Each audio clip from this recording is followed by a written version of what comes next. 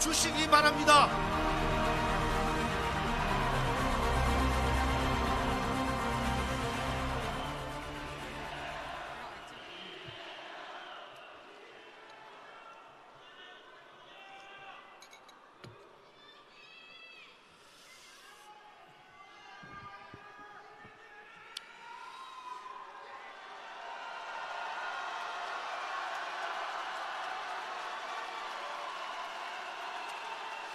국민 여러분, 그리고 대의원, 당원 동지 여러분, 이재명 다시 인사드리겠습니다.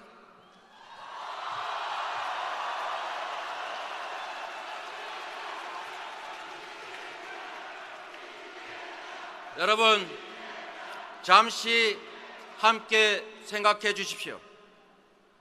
정치는 무엇입니까? 인간은 무한한 욕망을 가진 존재입니다. 강자가 약자를 억압하고 빼앗는 것은 욕망의 존재인 인간들이 모여 사는 세상에서 어쩌면 당연한 일일 것입니다. 우리가 국가를 만들고 대통령을 선출해 엄청난 권력과 예산을 맡기고 우리 모두의 약속인 법과 질서에 재산과 자유는 물론 목숨까지 맡겨가면서 우리가 복종하는 이유는 그것이 우리가 공정한 질서 속에서 공평한 기회를 누리고 우리가 기한 만큼의 몫을 차지할 수 있는 공정한 세상을 바라기 때문입니다. 대한민국은 민주공화국이고 그래서 국민이 곧 국가입니다. 모든 국민은 평등하고 자유로우며 인권과 복지가 보장되고 안전하고 평화롭게 살아갈 권리가 있습니다. 정치의 역할은 바로 강자의 힘에 의한 일탈과 횡포, 기회의 독점, 불공정한 구조를 통한 부당한 이익을 억제하고 힘없고 가난한 모든 이들에게 평등한 기회와 공정한 경쟁, 정당한 몫을 보장하기 위한 것입니다. 그렇지 않습니까, 여러분?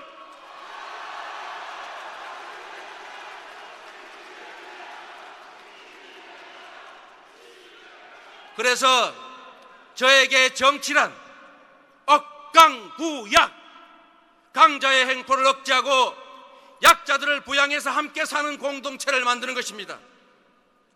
억강부약의 길, 이재명과 함께 가 주시겠습니까, 여러분?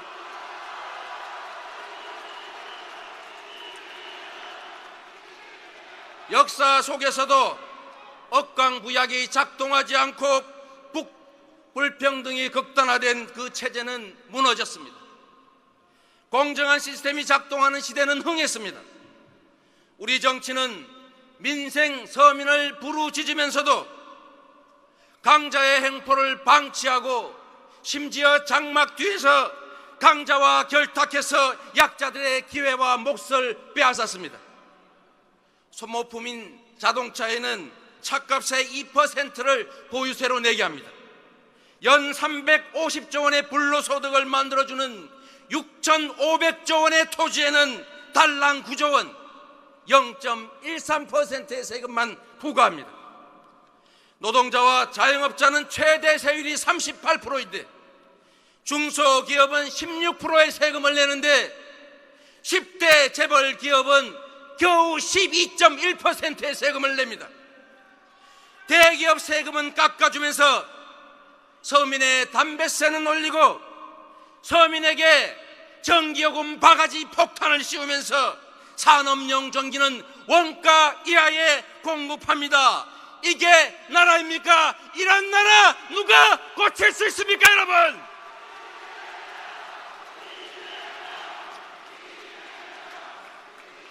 노동자를 보호해야 할 노동부는 대랜 노동자를 탄압하고 불법 장시간 노동을 강요해서 일자리를 줄이고 있습니다. 이런 비정상의 나라 고칠 수 있는 사람 누구입니까?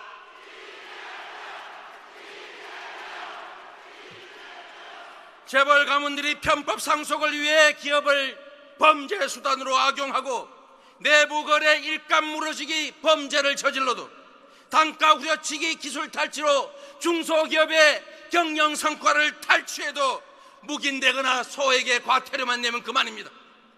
누가 이런 나라 고칠 수 있습니까, 여러분? 기업 살리기에 공적 자금 170조를 쏟아부은 정부가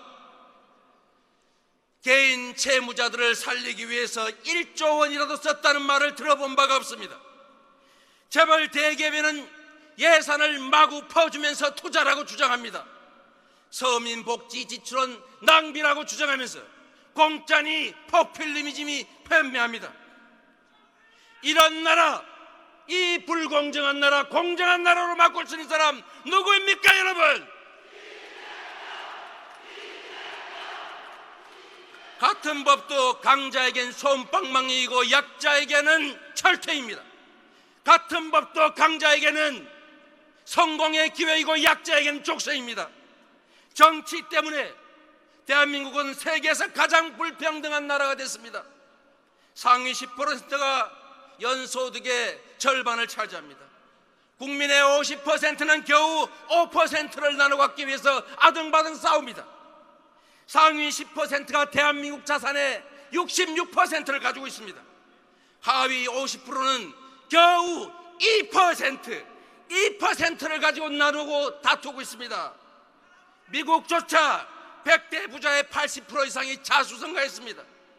대한민국은 100대 부자의 80%가 다 상속받은 자들입니다.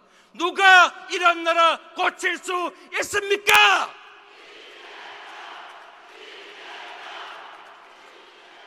같은 직장에서 같은 일을 하고 같은 성과를 내도 비정규직이란 이유로 보수는 절반입니다. 자살자가 세계 최고입니다. 젊은이들이 죽고 노인이 생을 포기합니다.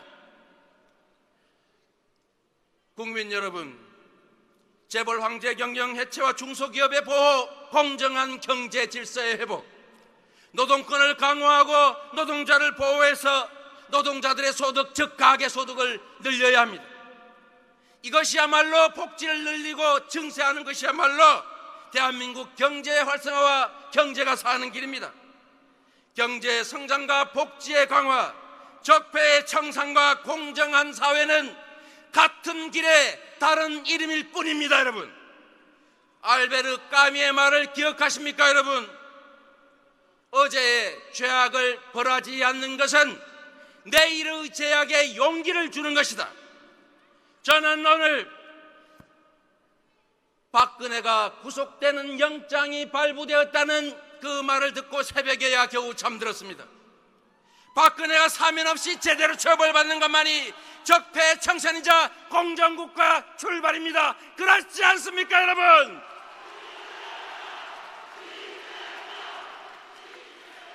박근혜에 이어 4대 강공 4차원 외교로 수십 아니 100조 원 이상의 국민 혈세를 퍼다 없앤 이명박도 반드시 조사해서 처벌해야 합니다. 기총소사까지 동원해서 광주 학살을 자행한 전두환도 다시 책임을 물어야 하고, 박정희와 이승만에게도 최소한 역사적 재평가의 책임을 물어야 합니다. 여러분, 누가 할 수 있습니까? 훔치고 빼앗는 도둑을 잡아야 마을에 평화가 오고 평화롭게 함께 살 수 있습니다. 청산이 있어야 비로소 진정한 통합, 진정한 새 출발이 가능하지 않습니까, 여러분? 누구도 범죄로 돈을 벌고 부자가 되어서는 안 됩니다. 재벌과 최순실, 박근혜 어느 누구든지 범죄 행위로 얻은 불법 수익은 몰수해야 합니다. 그렇지 않습니까? 복지 확대 없는 불평등 해소는 불가능합니다. 증세 없는 복지는 박근혜의 말처럼 빈말일 뿐입니다. 증세는 서민이 대상이 아니라 영업이익 500억 이상을 내는 대기업들 440곳, 10억 이상의 초고소득을 하는 우리나라 단 6천 명밖에 없는 이 소수의 초고소득자를 상대로 증세해야 됩니다. 그렇지 않습니까? 노동자를 보호하고 노동권을 강화해서 임금을 올리고 일자리를 늘려서 가계소득이 증가해야 경제가 삽니다. 어차피 쓰는 국가예산 400조 원, 7% 28조 원 아껴서 농민, 농어민, 학생, 아동, 청년들에게 연 100만 원씩 기본소득을 지역화폐로 지급하면 가계소득도 늘어나고 지역경제도 살아나고 골목경제도 살아나고 지방경제도 살아나고 대한민국의 경제가 살아납니다. 이런 거 우리 한번 해보지 않겠습니까? 청산할 기득권과 손을 잡지 말아야 달라붙는 기득권 세력을 독한 마음을 먹고 떼어내야 기득권의 소나기에서 죽어가고 있는 정의와 평등 그리고 희망의 새싹들이 죽지 않습니다. 억강구약이 바로 정치의 역할이며 사명입니다. 일제 기득권으로부터 자유로운 이재명이 끊임없는 도전으로 위기를 이겨 한계를 넘어온 실력으로 국민과 손잡고 공정사회 건설, 적폐 청산의 역사적 책임을 다하겠습니다. 여러분, 태산을 옮기는 경류도 빗방울에서 출발했던 것처럼 우리의 열망과 작은 헌신들이 모여 꿈과 희망이 넘치는 공정한 새나라 만들어낼 것으로 믿습니다. 지금 이 자리에 이재명이 서 있는 것도 이미 기적입니다. 기적은 시작과 끝을 알 수 없는 것입니다. 공정사회, 홍익인간, 대동세상을 향한 우리의 기적은 여기에서 멈추지 않을 것으로 확신합니다. 여러분, 사랑하는 국민 여러분, 이재명을 찾기 위해서 저 높은 곳을 쳐다보지 마십시오. 거기에는 이재명이 없습니다. 이재명은 바로 여러분들의 옆에 있기 때문입니다. 정치인은 높은 자리에서 국민을 지배하는 것이 아니라 그저 국민에게 고용되어서 국민이 맡긴 권한으로 국민을 위해 일할 의무를 가진 국민의 공복, 즉 머슴일 뿐이기 때문입니다. 여러분,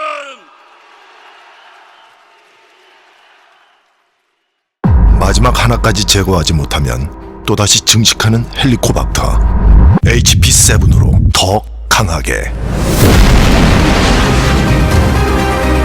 헬리코박터 프로젝트 윌, 더 이상 방치하지 마십시오.